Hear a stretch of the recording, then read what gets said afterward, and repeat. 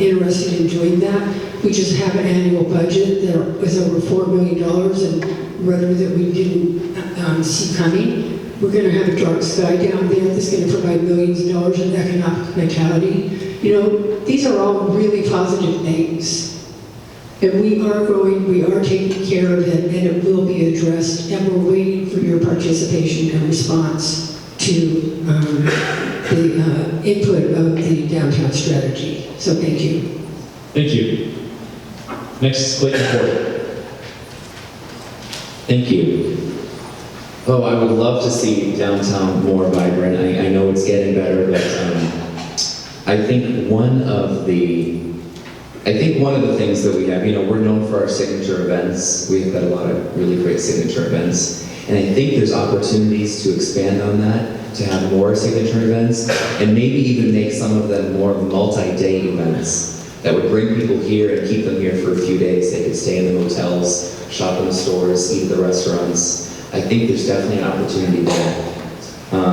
We're also utilizing the new branding and marketing. Have you seen Naturally Fountain Hills yet? I think it just came out. I just saw some ads for it. So that's really exciting to know that our economic development team is keeping that on the forefront and making sure that that's exciting and fresh and new. People want to see these new ideas to moving here. I do have some punch cards for some of the local businesses, and I use them. I enjoy that, so I can get my free drinks. But I think one of the biggest things to support downtown is we need the people down there. We really need to bring people downtown, be where they are. I go back to the mixed use because I think that's really important. We bring that downtown. There's people down there, they'll walk around, they'll support the businesses. So I think we have an opportunity down there, and we do have that downtown strategy that's in play right now. I know a lot of people were there to put their red hearts all over the posters, so we'll see what comes out of that.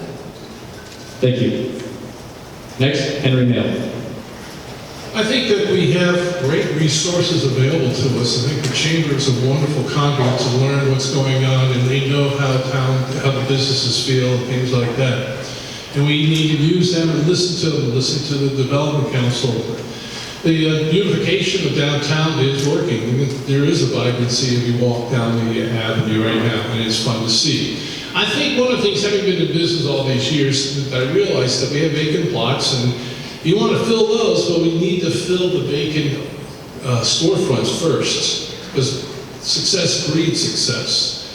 If we fill those and help those get filled with individual businesses, then there's going to be a need and a demand to use those vacant properties.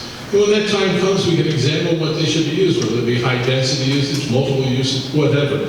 We have the tools and the resources available to us. We need to listen to them and use them. We have potential. We have great potential. I think it's time we try to work even harder at that. Thank you. Next is Art Tolis. Okay, thank you. This position for council is 4 years. So on this 4-year council, when I previously was on, I was involved with the development agreements and the negotiations and the executive sessions for many projects in town.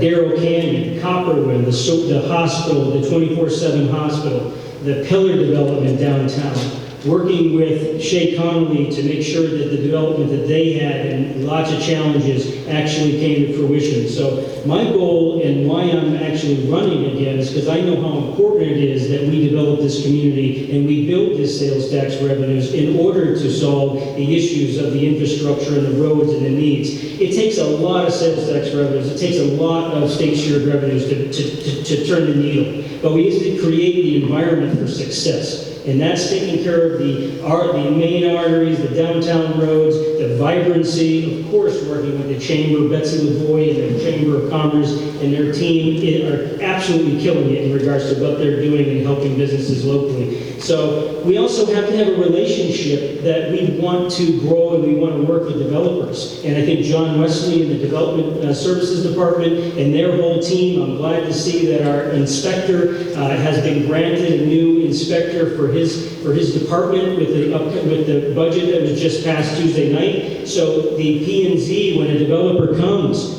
We need to make sure we work through issues and make sure we do everything we can so that when we get to that meeting, we can actually move forward and pass it. We don't want a P&Z that votes something down and then town staff votes for it, and then the council votes for it, and then it goes to a referendum, and then you have people suing the town. We don't need that. And no developer wants to put their money up front if that's what they expect they're going to walk into a tornado of development issues. Thank you.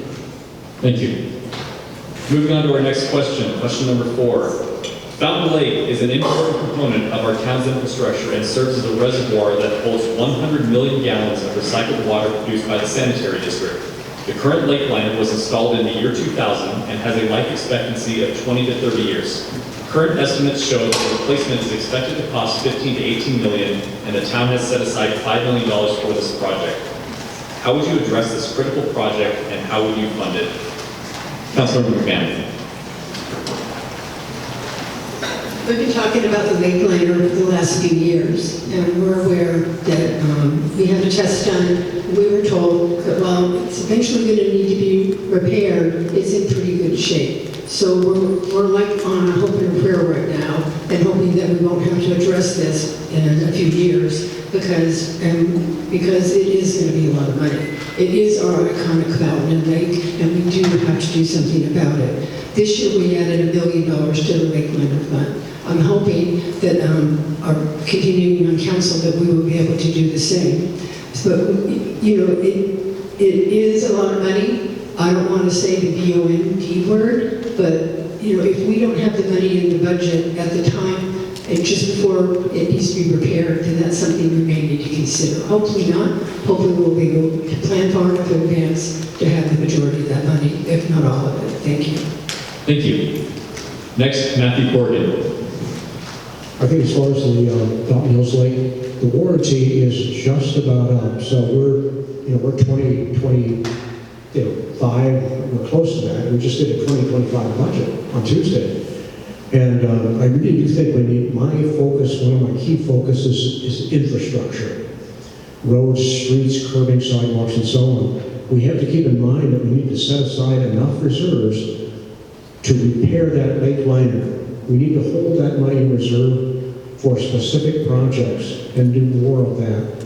And I think a way to do that, in thinking about developing downtown, many of us maybe have forgotten because that lake is there and the fountain is there and it's been such a wonderful drawing card, we've forgotten maybe the importance of maintaining that as our key element here in Fountain Hills.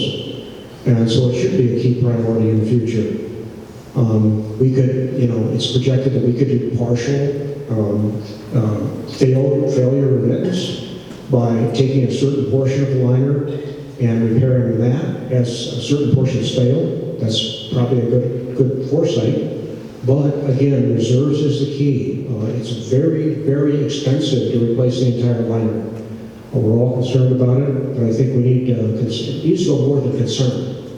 We need to have set-asides and reserves for that particular funding for that project. Thank you. Thank you. Next, Clayton Corey. I would agree that it's going to have to be a balance of allocating funds for the right projects. Infrastructure is very important to me as well, but there's a lot to infrastructure. So, roads and sidewalks, of course, that's definitely a priority of mine.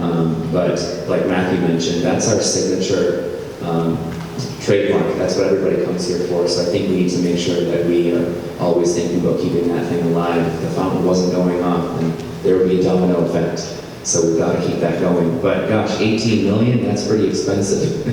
So I think we probably need to continue to stash the money away for it and hope that we can make it last as long as we can and then fix it.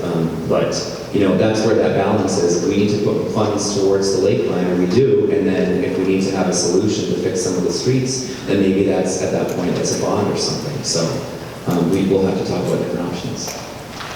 Thank you. Next, Henry Mail. I just checked my wallet, I'm tapped out, I'm sorry. This is a need that, it's been stated, it's our image, the fountain. We've got to take care of it. you know, if we can't get it out of the budget, then we gotta use that B word, you know, and when I